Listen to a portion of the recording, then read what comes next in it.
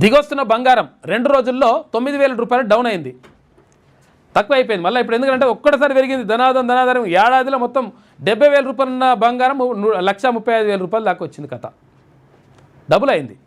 తర్వాత ఇప్పుడు కొంతవరకు దిగొస్తుందంట, ఇంకో కొంచెం కూడా దిగొచ్చే అవకాశం ఉందంట, ఆ తర్వాత స్థిరపడుతుంది. హైదరాబాద్లో 24 క్యారెట్ల 10 గ్రాముల పసిడి అంటే బంగారం 1,25,250 రూపాయలు, కిలో వెండి ధర 1,58,000 రూపాయలంట.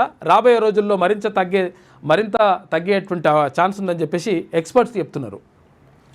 బంగారం వెండి ధరలు దిగొస్తున్నాయి. దేశవ్యాప్తంగా ఇటీవల ఆకాశం యాద్దుగా పెరిగిన ధరలు మంగళ బుధవారాల్లో భారీగా పడిపోయాయి. 2 రోజుల్లోనే బంగారం ధర ఏకంగా 9,000 డౌన్ అయింది. అటు వెండి ధర కూడా తగ్గింది. బుధవారం సాయంత్రం 5 గంటల సమయానికి హైదరాబాద్ మార్కెట్లో 24 క్యారెట్ల 10 గ్రాముల బంగారం ధర 1,25,250 రూపాయలు ఉంటే 22 క్యారెట్ల గోల్డ్ 1,14,843 రూపాయలకు చేరిందంట. మొత్తం మీద కొంతవరకు బంగారం ధర తగ్గింది, 9,000 రూపాయలు తక్కువైందట.